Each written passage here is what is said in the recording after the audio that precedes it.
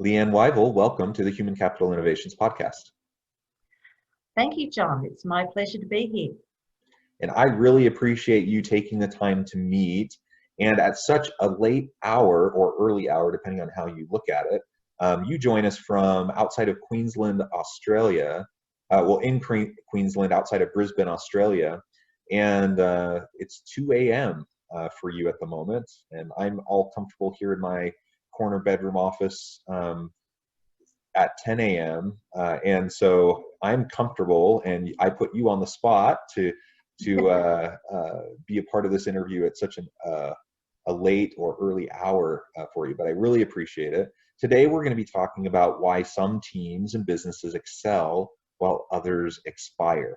I know this is something you do a lot of work on in your own consultancy, and we'll explore topics like tuning into your team and communication and team capabilities and other related issues as we go throughout our conversation today.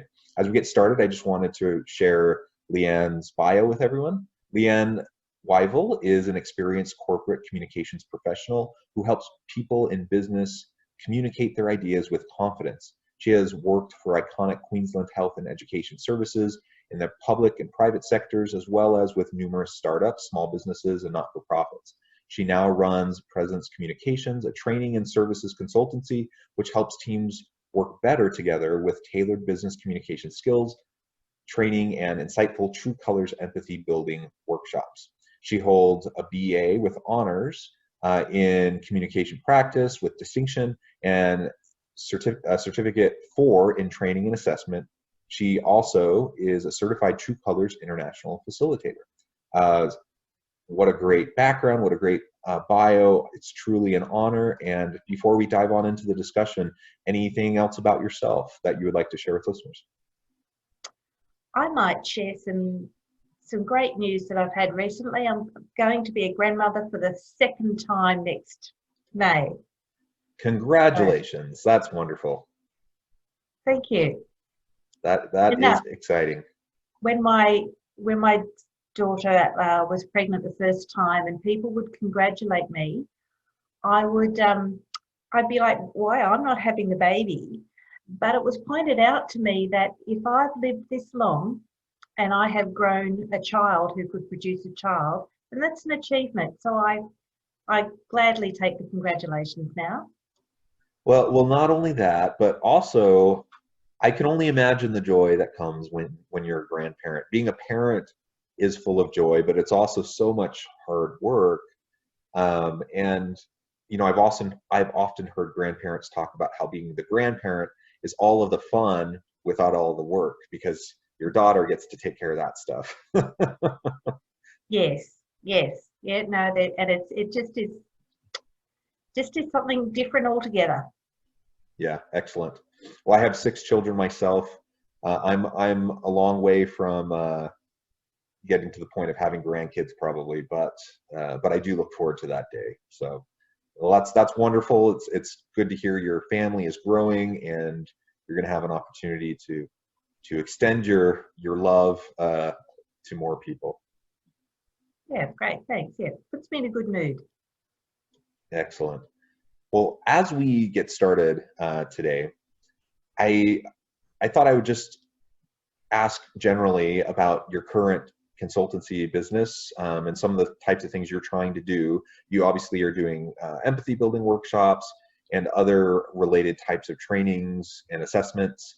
Can you tell us a little bit about that? And then that'll launch us into this topic for today of why some teams and businesses excel while others expire. Okay, John. I think this year, this strange 2020 that we've been living in, has been a year for discovery of what people are capable of and what skills they have. The discovery, you know, what kind of technical skills people have to suddenly be Zooming or working on Teams. It's also been a discovery time for a lot of my clients to find out, you know, how well their team can get along when they're not breathing the same space. I'm engaged by clients to work with them on their communication with their team. So sometimes that's, you know, it's broad. It's about how do people get along based on personalities, but then it's drills down to skill sets. You've got, when you bring people together, as you would know, when you bring people together, everybody brings something different to the table, different life experiences. And I'm not sure what the situation is in other countries, but in Australia, there seems to be this idea that if someone says on their resume, excellent or exceptional communication skills, you take it at face value and you assume that they have all these skills to interact with other people in the workplace, but quite often they don't. So it's only when this realization that the people that you've employed, you've brought onto your team, don't have those skills, and the cracks start to show. You've probably heard that analogy before about the red sock and the white wash. You know, trying to work out why is the team not getting along. So I help team leaders and members of that team to understand, you know, what are the drivers, what are the communication breakdowns that are happening based on where people's experiences, people's personalities, and then from that working out, okay, what else is next? You know, is it a skill? Is it a hard technical skill like business writing? Is it, you know, is there someone in the team who always runs away when it's time to chair a meeting because they lack the confidence? So it's sort of looking at the broader part of working with teams and how well they get along, and then also at a more granular level of what actual skill sets are they missing so that they're not functioning as well as a team. And I like to draw on the work of Alex Pentland with the need to ensure that your team has opportunities to go out and explore and then bring back new ideas, but also to have that free flow of energy and a sense of security and safety within the team to explore new ideas with the team itself. Yeah. I mean, those are great thoughts, and it sounds like you're doing some good, important work with your business and helping other organizations. And you touched on a few points that I think are really key as you're trying to tune into your team. I think it's really important for us to understand how each other's strengths and stressors boost team cohesion and performance. And I'm wondering what you've seen in your experience working with organizations in Australia and perhaps beyond the borders of Australia, where organizations perhaps aren't doing a good job of understanding each other's strengths and stressors, which ends up actually leading to a lack of cohesion and performance, and what you've done to disrupt that so that they can start to rebuild and create a firmer, more sustainable team. As I said, I think this year particularly it's come to the fore of you know, what makes a team work and what skills and attributes are needed for a team to work. Recently I've been working with a team that, you know, had to disperse very quickly. They had worked, there were a couple of people who were working remotely, but the whole team suddenly, you know, disappeared, if you like. So not having that same air to breathe, and picking up on the nuances, and suddenly we, you know, this communicating in this one dimension of the, you know, Brady Bunch boxes. We're missing out on tuning into people's non-verbals.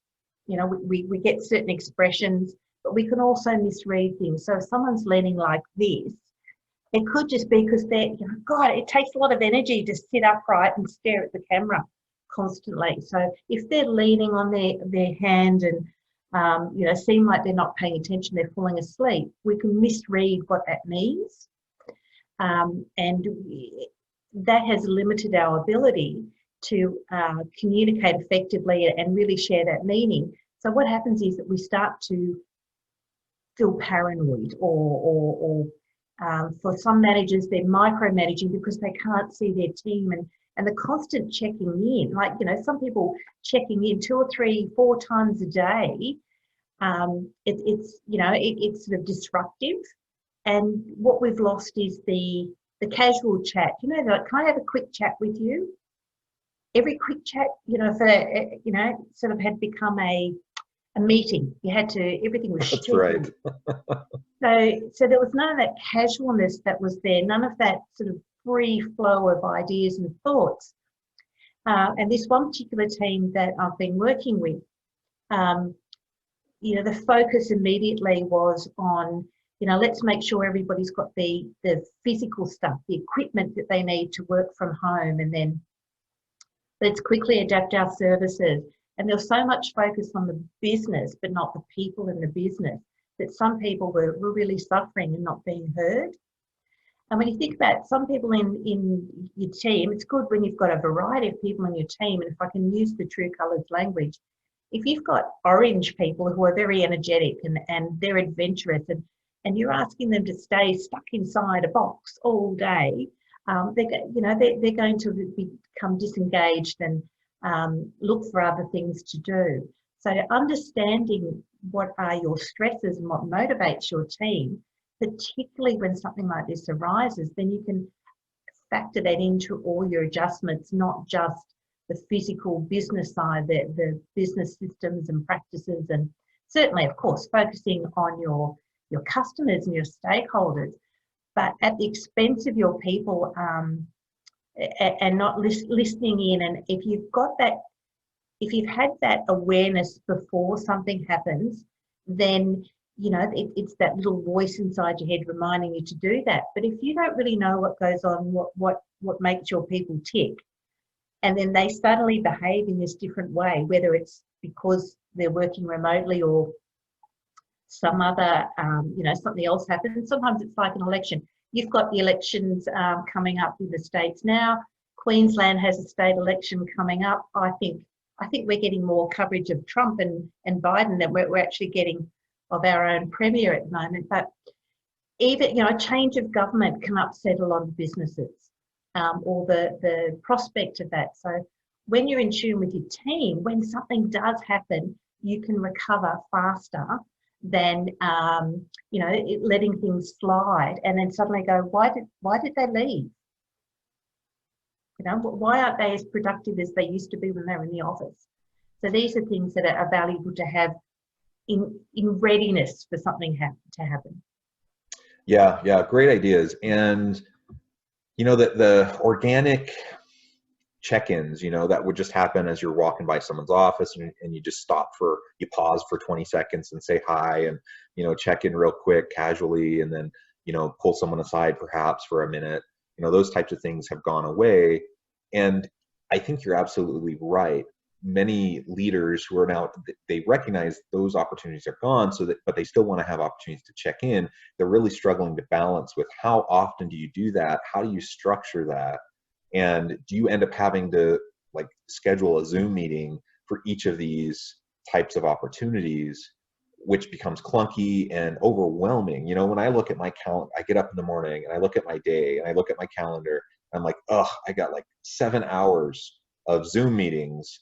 And that's like, that doesn't include all the other work I need to get done.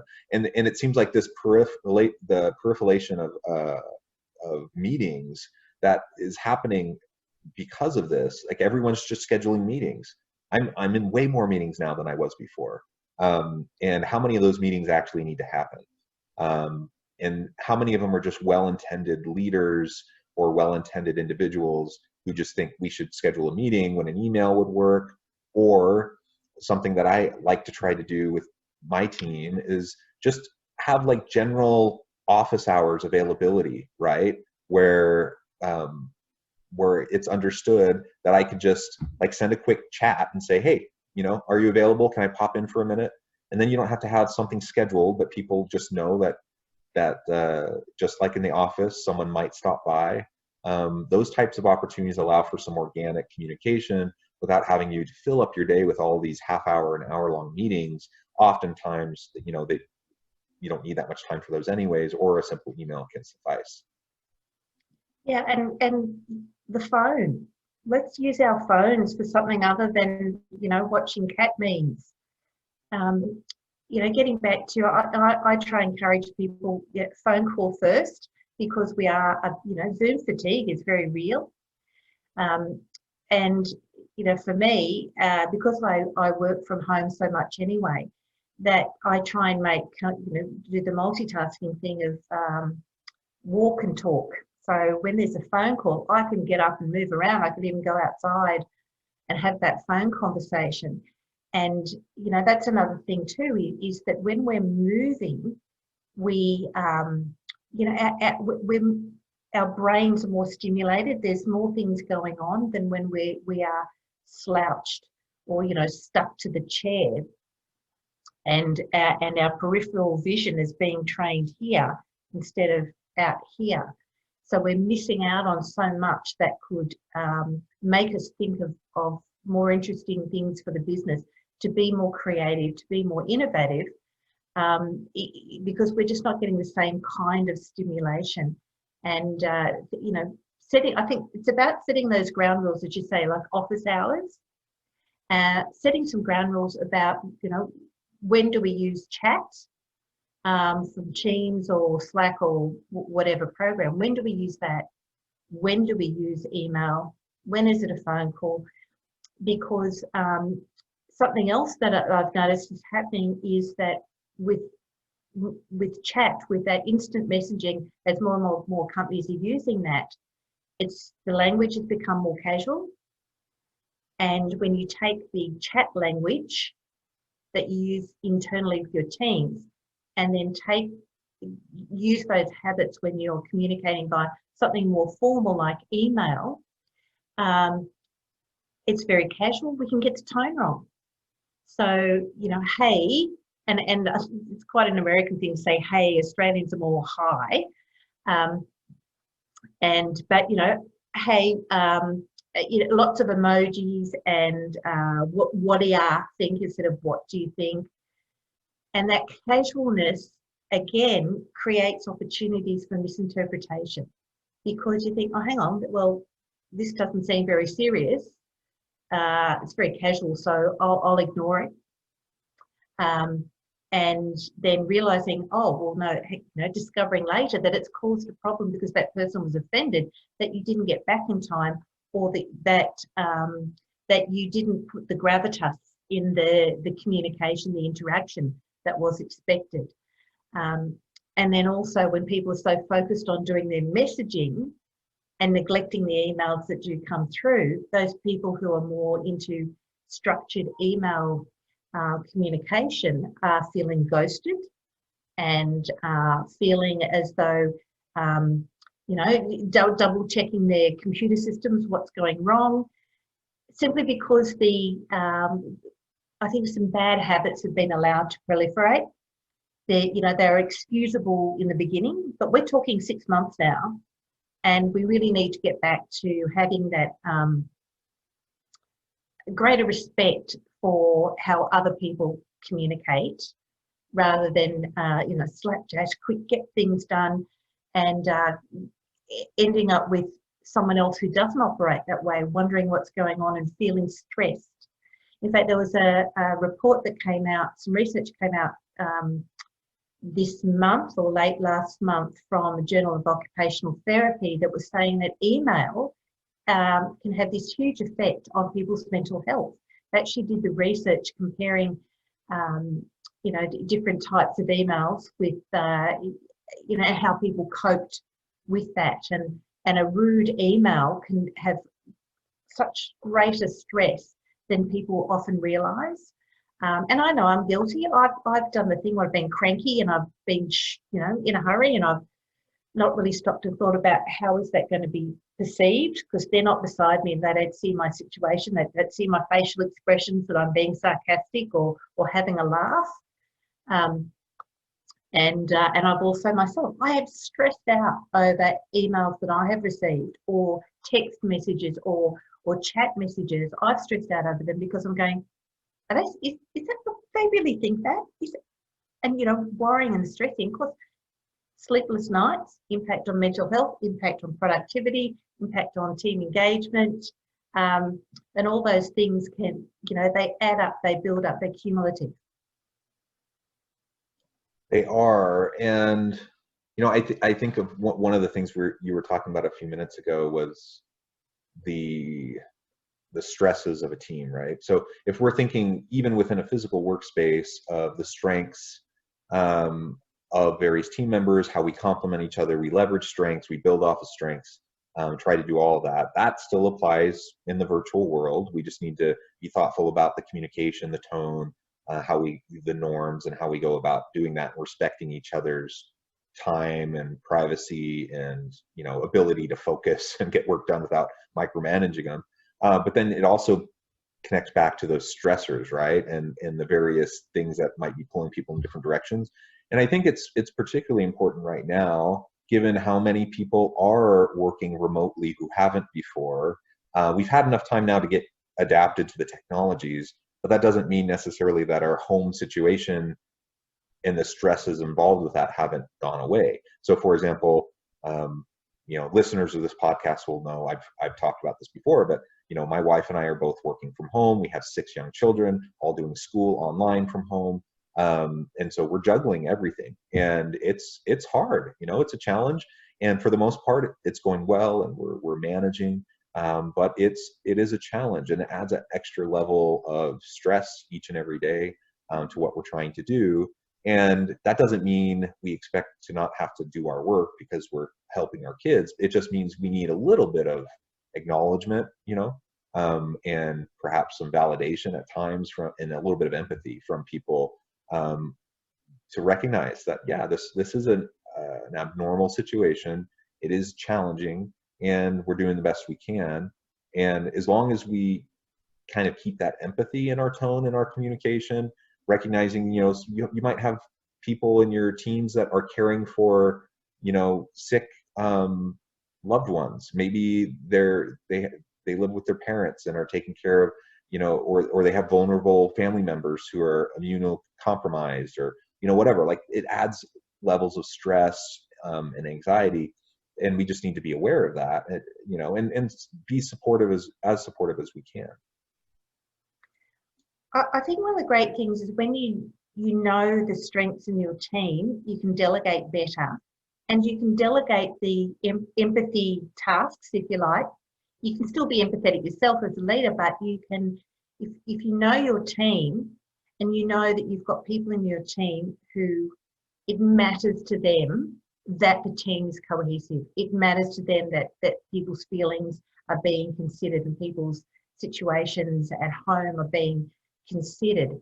So you can delegate that to the right person in your team who thrives on that, and it's part of their job, not extra. It's part of their job within the team to look after the team.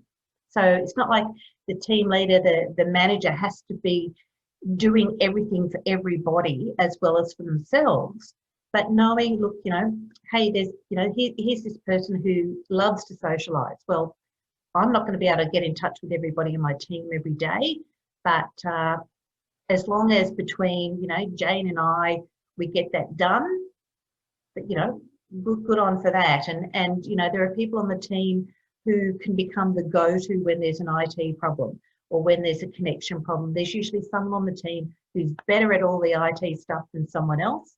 And say, hey, let's split some responsibilities here. And I think the leaders who have been playing to those strengths instead of trying to playing to those strengths in this unusual situation, rather than expecting everybody to perform in the same way under these, because we don't, when our home lives and our work lives have merged like this, we can't just necessarily cut off and stop. Some people can, but others can't.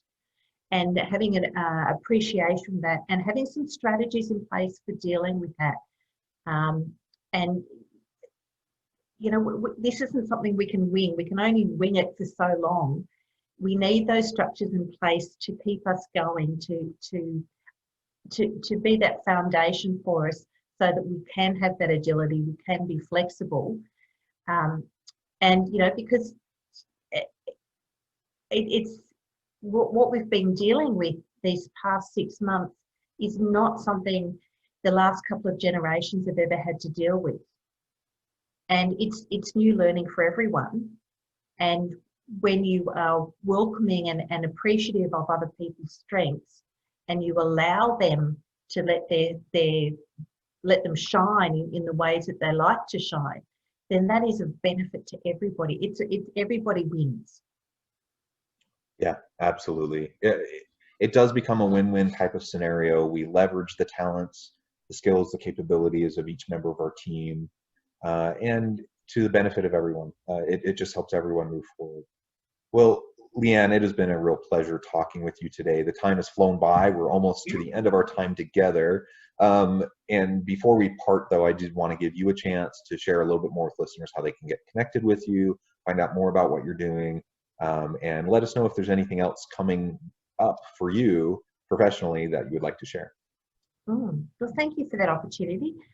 Something that I've had to learn to do is to translate to transition my face-to-face workshops online.